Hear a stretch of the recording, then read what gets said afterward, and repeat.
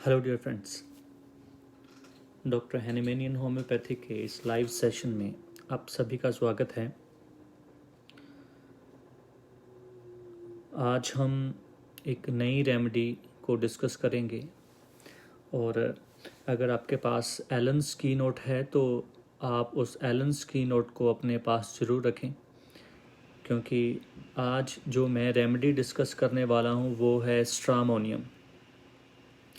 और स्ट्रामोनियम का जो एग्जैक्ट वे ऑफ प्रिस्क्रिप्शन है वो बहुत कम लोगों को पता है और ज़्यादातर इसे इस्तेमाल नहीं करते हैं अपनी प्रैक्टिस में। बट ये रेमेडी बहुत वंडरफुल रिजल्ट्स देती है अगर आप इसके आपको की प्रिस्क्रिप्शंस या की नोट मिल जाते हैं। तो स्ट्रामोनियम में जो एलन्स की नोट है उसमें बहुत अच्छी डिस्क्रिप्शन दी गई है इसके जो की नोट्स हैं आप इसे इस्तेमाल कर सकते हैं। और आज हम जो दूसरी रेमेडीज़ हैं जिसमें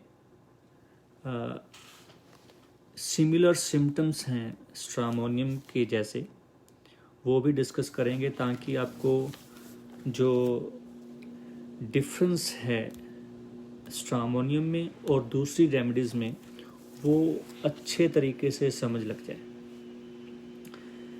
स्ट्रामोनियम शुरू होती है इसमें जो फर्स्ट की नोट लिखा है वो है एलिमेंट 2। एलिमेंट 2, अब यहाँ पर एलिमेंट फ्रॉम नहीं लिखा कि इसको प्रॉब्लम आती है किससे, बट यहाँ पर लिखा है अडेप्टेड टू। ये ऐसे पर्सन्स में इसके सिम्टम मिलते हैं जो एलिमेंट ऑफ यंग प्लेथोरिक पर्सन, ऐसे पर्सन जो फुल ब्लडेड हैं, जो हट्टे कट्टे हैं, जो डील डोल से अच्छे हैं, ऐसे पर्सन में स्ट्रामोनियम के सिम्टम मिलते हैं।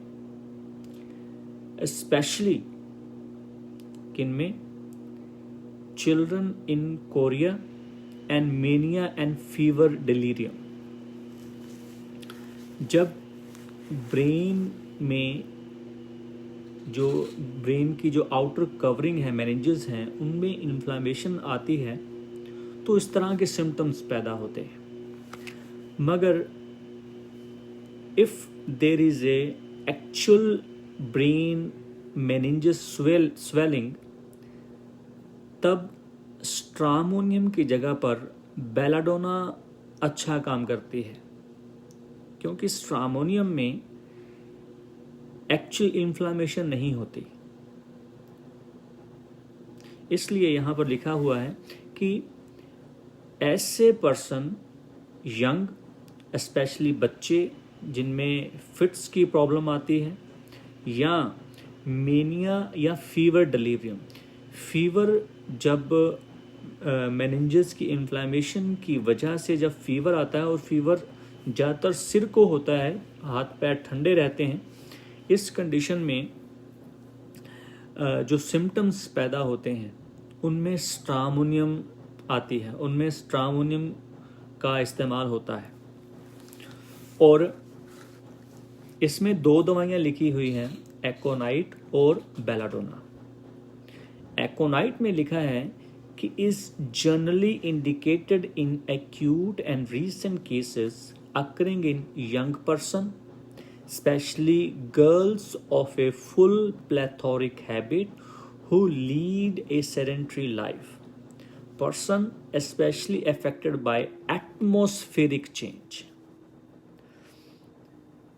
इससे नोट डाउन कीजिए, सिमिलर कंडीशन है, मिलती जुलती, मगर स्ट्रामोनियम में जो कंडीशन पैदा होती है वो हाइपर पायरेक्सिया की वजह से होती है, बहुत ज़्यादा बुखार होने की वजह से। बहुत ज़्यादा बुखार हो गया, सिर को चढ़ गया, सिर बहुत गर्म है, हाथ पैर ठंडे हैं, और पेशेंट जो है बातूनी हो गया है, बहुत बोलना शुरू कर दिया है उसने। इस कंडीशन में स्ट्रामोनियम है, बट एकोनाइट में लिखा हुआ है कि person easily affected by atmospheric change. मगर अगर सिम्टम एटमॉस्फेरिक चेंज की वजह से हुए हैं तो एकोनाइट है। अगर वो symptom after fever, excessive high fever की वजह से पेशेंट में सिम्टम आने शुरू हुए हैं तो स्ट्रामोनियम की तरफ जाएंगे। ये दो डिफरेंस आपको स्ट्रामोनियम और एकोनाइट में मिल जाएगा। दूसरी तरफ बेलाडोना में क्या लिखा है? Adaptive to bilious lymphatic plethoric constitution, persons who are lively, entertaining when well, but violent and often delirious when sick. Violent हो जाता है, स्ट्रामोनियम इतना वायलेंट नहीं होता। आप जब बेलाडोना को हैंडल करेंगे तो आपको ये फील होगा कि यार इसमें इतनी ताकत कैसे आ गई। बहुत वायलेंट हो जाता, बहुत ज़्यादा वायलेंट। अब ये एंगर की कैटेगरी में है। फर्स्ट इरिटेबल,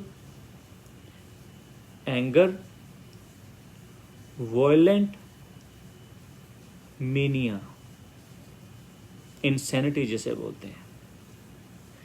यानी कि बेलाडोना में जो गुस्से का लेवल है वो वायलेंट है, थर्ड डिग्री, थर्ड लेवल पर चला गया।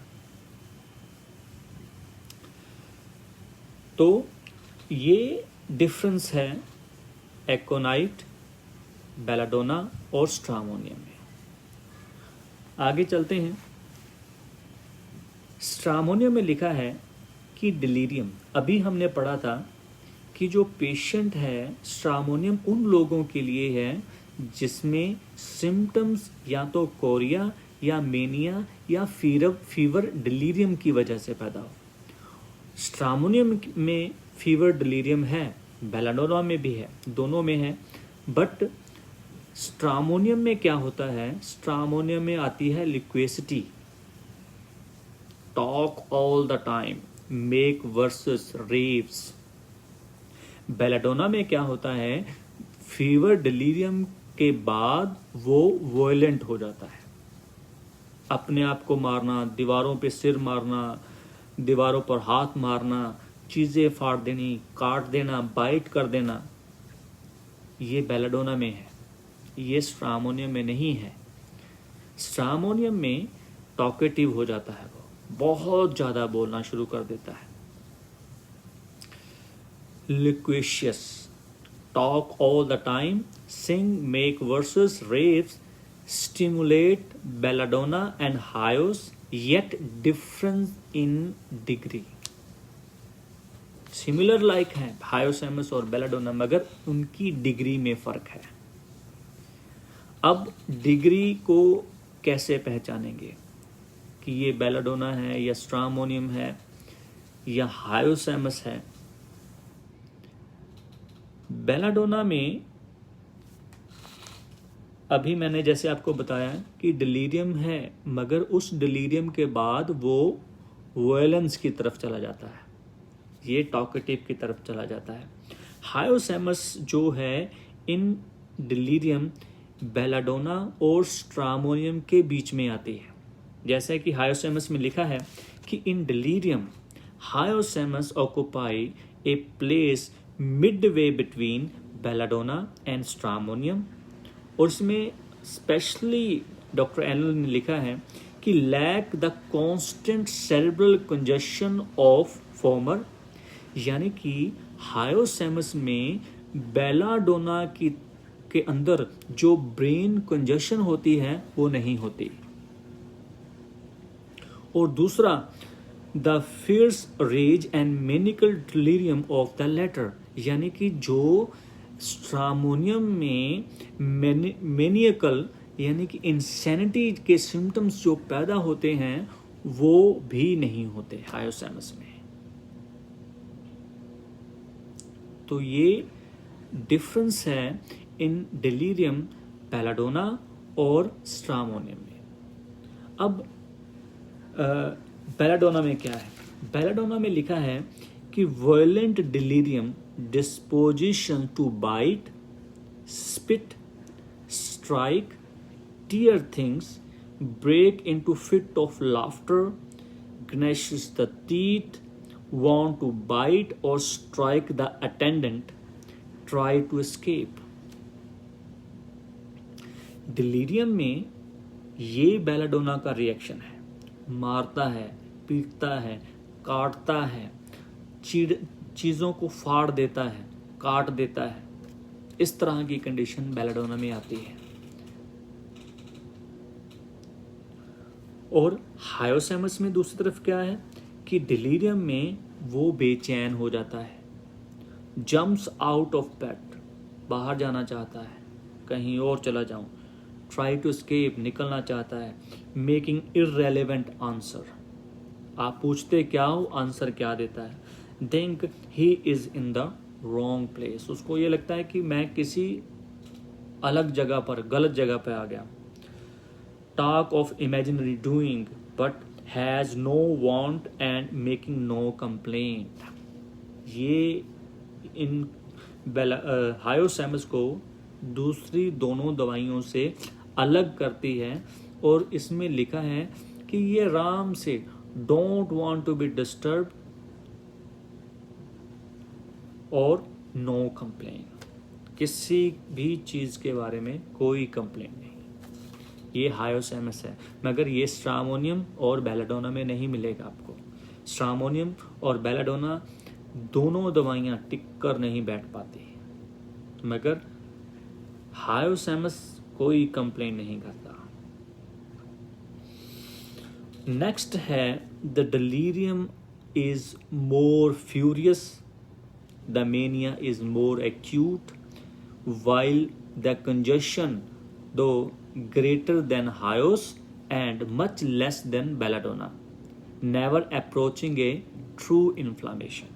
ये स्ट्रामोनियम है। स्ट्रामोनियम कभी भी ट्रू इन्फ्लामेशन तक नहीं पहुंचती।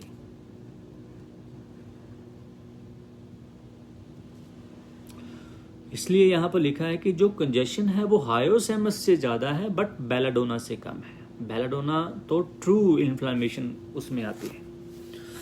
उसके बाद जो कंडीशन है वो है talkativeness, dispose to talk constantly, लगातार बोलते रहने वाला, कॉन्स्टेंटली, चुप ही नहीं होता। इसमें इन्होंने दो दवाइयाँ लिखी हैं, साइक्यूटा और लैकेसिस।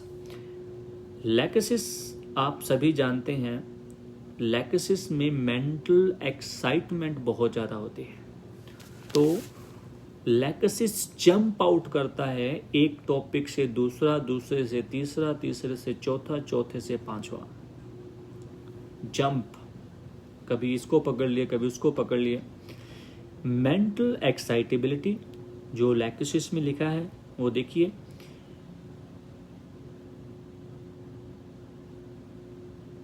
with vivid imagination,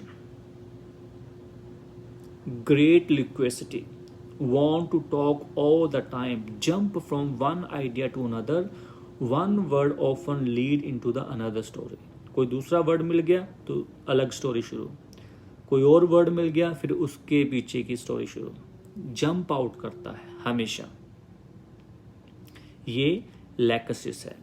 मगर साइक्यूटा में क्या है, कॉन्स्टेंटली टॉकिंग है, इंसेनिटली, जैसे पागल बुड़बड़ाते हैं उस तरह से साइक्यूटा बोलता है।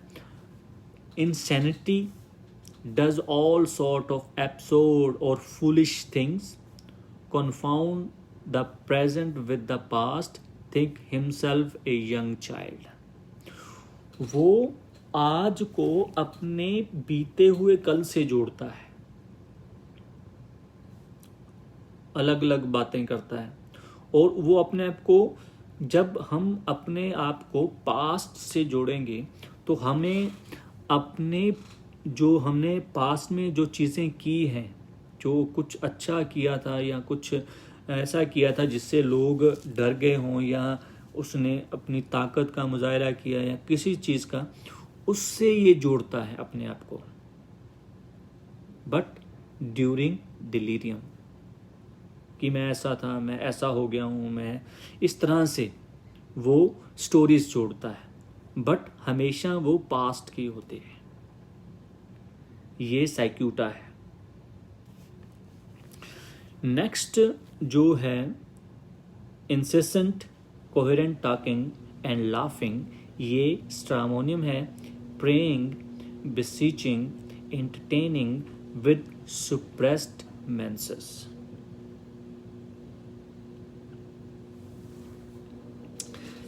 With suppressed menses. अब ये फीमेल में आ गई.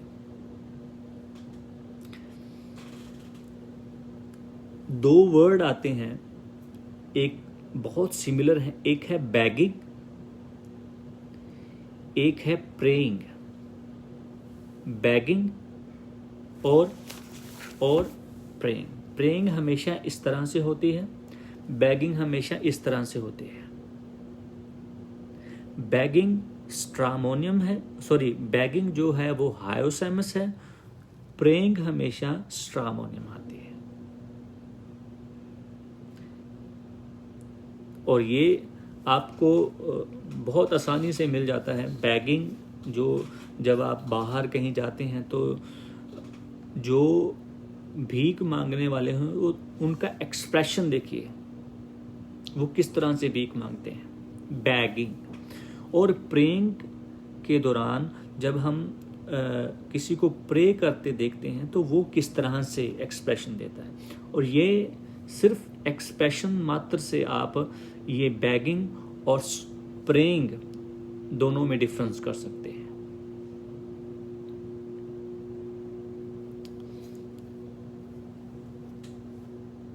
और नेक्स्ट है desire light and company, cannot bear to be alone. इसमें एक मेडिसिन लिखी है बिस्मथ. बिस्मथ में और स्ट्रामोनियम में डिफरेंस देखिए. स्ट्रामोनियम अंधेरे में नहीं जा सकता, उसको हमेशा लाइट चाहिए, कंपनी चाहिए, और अकेला नहीं रहना चाहता, डर लगता है उसको, फियर ऑफ बीइंग अलोन. मगर बिस्मुथ में लिखा है सॉलिट्यूड इज अनबियरेबल, बहुत ज्यादा स्ट्रॉन्ग है स्ट्रामोनियम से भी. यहां लिखा है कि वो लाइट और कंपनी चाहता है, cannot bear to be alone. अच्छा, उसको अच्छा नहीं लगता कि वो अकेला रहे, डरता है, नहीं रहना चाहता. यहाँ सॉलिट्यूड इज अनबियरेबल है, वो बर्दाश्त ही नहीं करता कि वो अकेला रहे. Desire company and child holds on its mother hand for company. इस तरह से पकड़ लेता है मदर का हैंड, छोड़ूंगा ही नहीं, छोड़ूंगा ही नहीं. देखिए, बिस्मुथ की जो सॉलिट्यूड है वो स्ट्रामोनियम से स्ट्रॉन्ग है.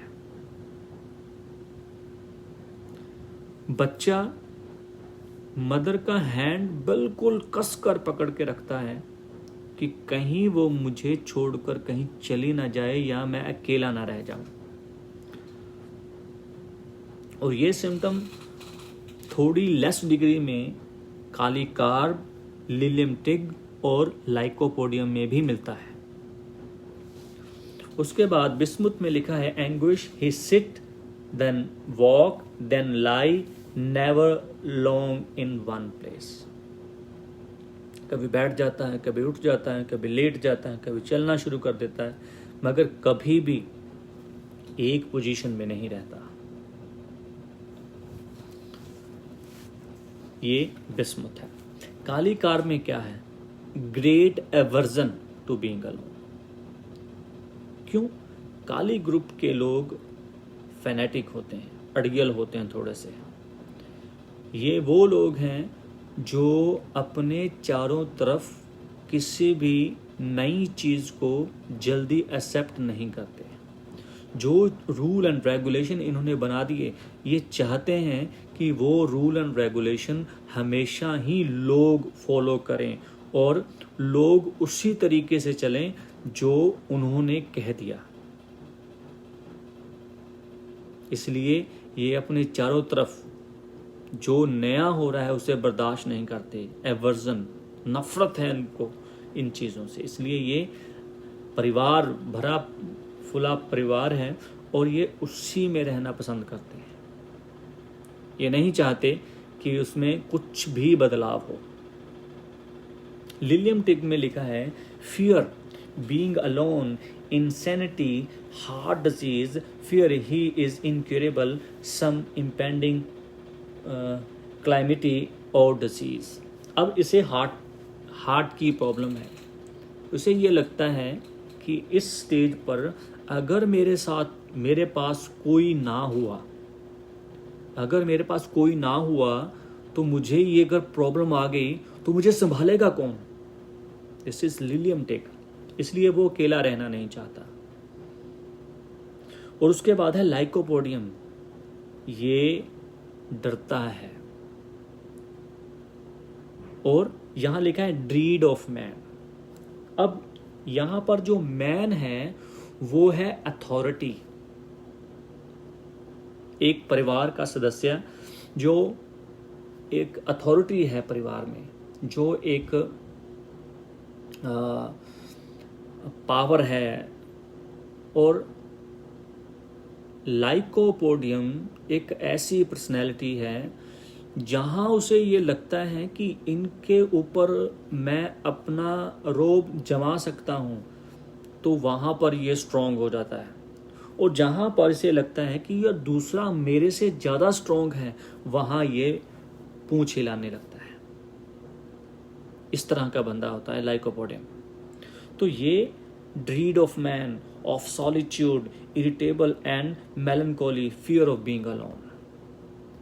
एक तरफ डरता है, दूसरी तरफ उसको ये लगता है कि मुझे रिस्पॉन्सिबिलिटी या अपने से मजबूत बंदों का सामना करना पड़ेगा। ये दोनों ही नहीं चाहता। तो ये लाइकोपोडियम है। उसके बाद जो स्ट्रामोनियम है उसमें लिखा है, worse in dark and solitude cannot walk in the dark room. अंधेरा, इट मीन्स कि स्ट्रामोनियम की प्रॉब्लम शुरू हो जाएंगी। यहां मोडेलिटी देखिए, डार्क में और सॉलिट्यूड में इसकी प्रॉब्लम शुरू हो जाती है स्ट्रामोनियम की।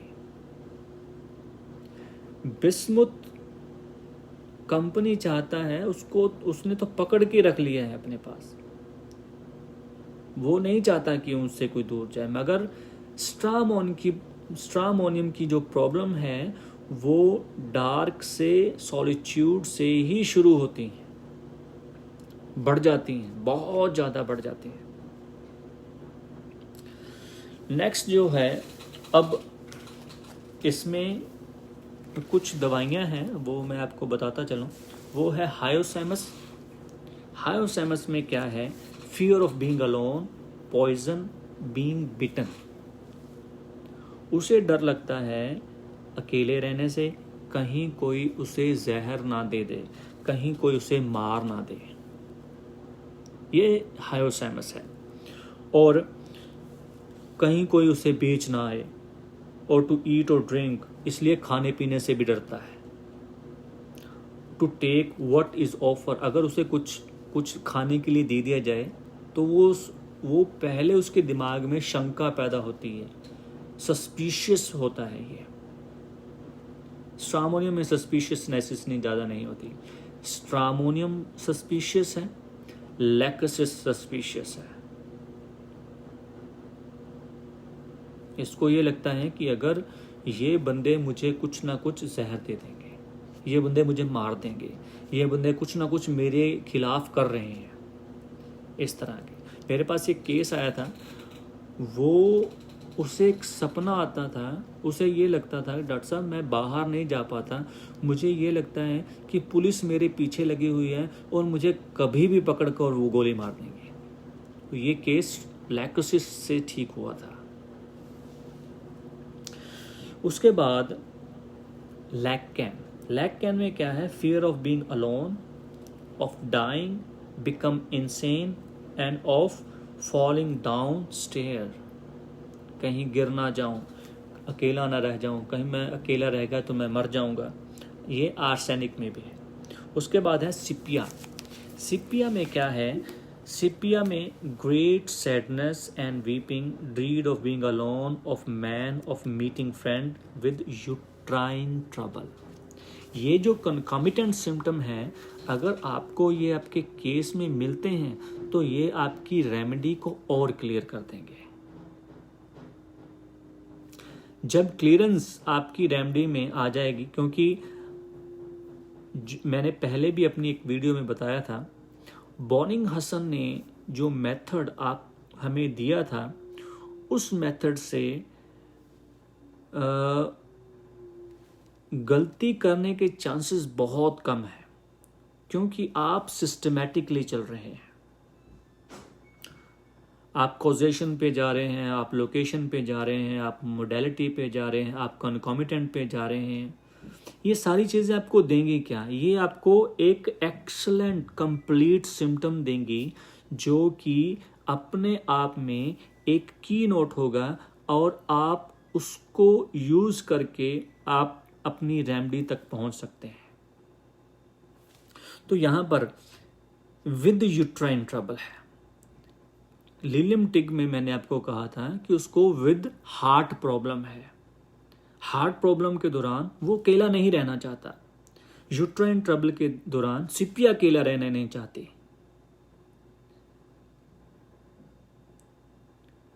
किसी को फेस करना है तो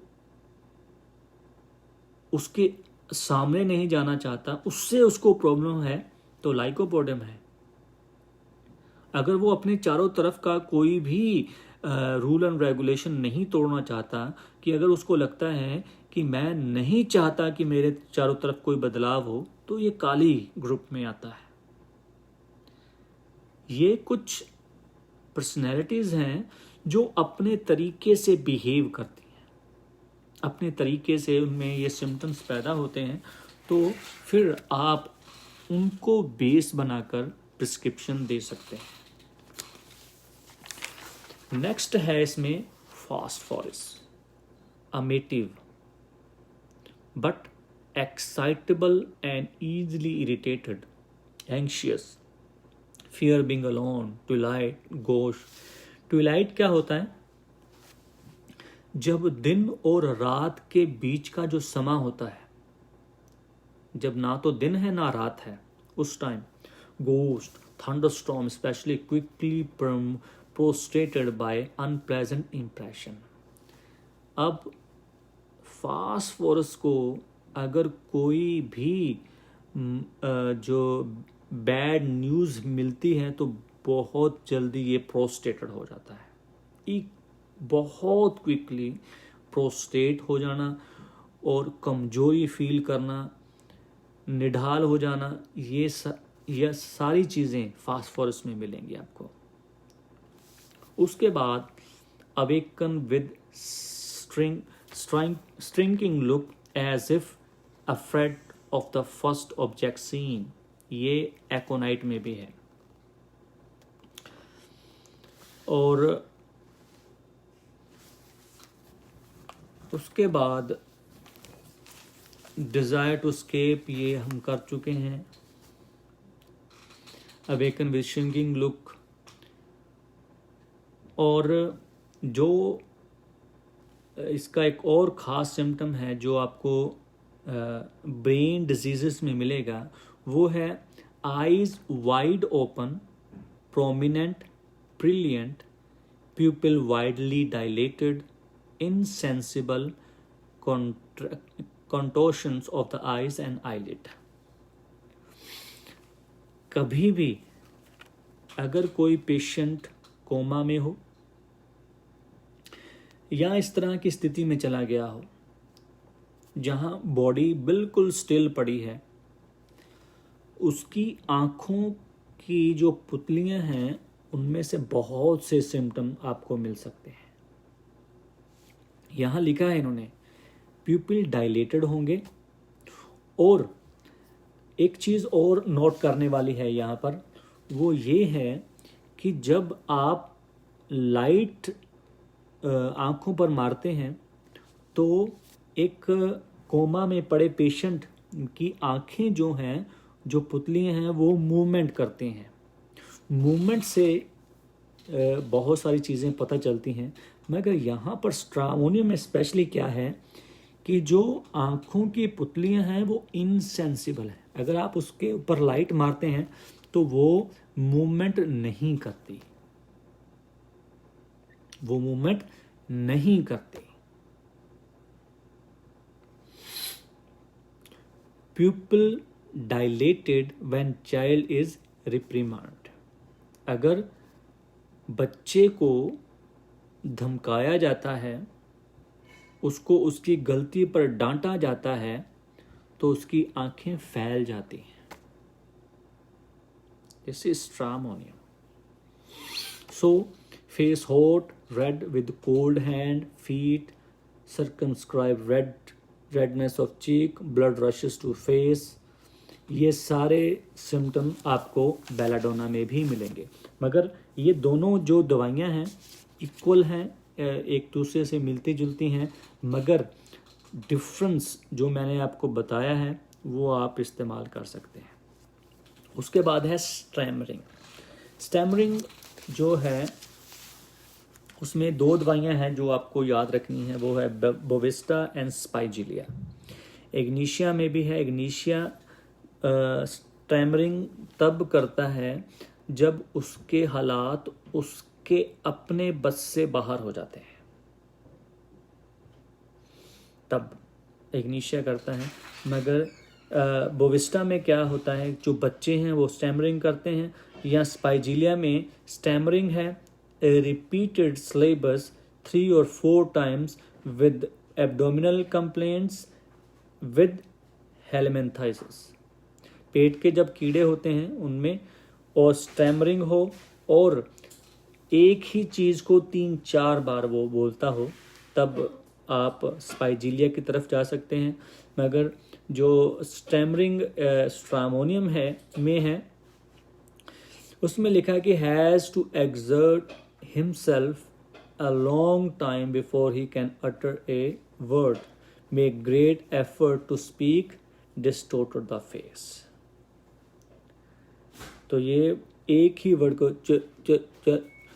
एक मूवी आई थी हिचकी, वो देखिएगा, उसमें आपको ये अच्छे तरीके से समझ लग जाएगी। उसमें रानी मुखर्जी को ये प्रॉब्लम होती है स्टैमरिंग की, तो ये मूवी एक अच्छा एग्जाम्पल है स्टैमरिंग को समझने का। कन्वर्जन विद कॉन्शियसनेस, अगर कॉन्शियसनेस नहीं है, विदाउट कॉन्शियसनेस है, तो है नक्सोमिका। तो हाइड्रोफोबिया भी है, इसमें है। No pain with most complain, painlessness is characteristic. यहाँ पर 2 दवाइयाँ हैं जो जिनमें पेन होता ही नहीं है, वो है ओपियम और स्ट्रामोनियम। स्ट्रामोनियम और ओपियम में पेन बिल्कुल भी नहीं महसूस ही नहीं होता, क्योंकि रीज़न क्या है कि ये दोनों नशा है, नशे में इस्तेमाल होती हैं। जो धतूरा है उसको भी नशे के लिए इस्तेमाल किया जाता है, और जो ओपियम है, अफ़ीम है, उसको भी नशे के लिए इस्तेमाल होता है। और जब आप अफ़ीम का इस्तेमाल या स्ट्रामोनियम का इस्तेमाल करते हैं तो आपके ब्रेन और आपकी बॉडी का जो कनेक्शन है वो स्ट्रॉन्ग नहीं रहता, और जो पेन स्टिमुलस है वो ब्रेन तक पहुंचता ही नहीं है। तो इसलिए ऐसे बंदों को पेन नहीं होता, बॉडी जो है इनसेंसिटिव हो जाती है। इसलिए ऐसे पेशेंट जिनमें इस तरह की परिस्थिति पैदा हो तो वहाँ पर आप स्ट्रामोनियम और बेलाडोना का इस्तेमाल कर सकते हैं। तो इसके रिलेशन में कुछ चीज़ें लिखी हैं। इन metrorrhagia from retained placenta with characteristic delirium, cecal often act promptly when stramonium has failed.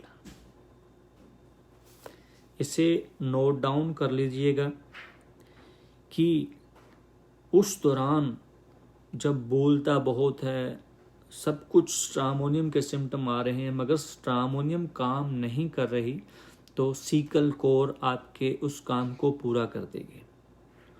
और अगर इसके साथ डिलीरियम के साथ फीवर या सेप्टिक कंडीशन जुड़ जाए तो पायरोजिनम, तब हम पायरोजिनम की तरफ जा सकते हैं। After over action from repeated dose of belladonna in whooping cough, जब किसी पेशेंट को वूपिंग कफ है, आपने मेडिसिन की डोज हाई दे दी और उस हाई डोज के कारण ओवर एक्शन हो गया, उसमें भी आप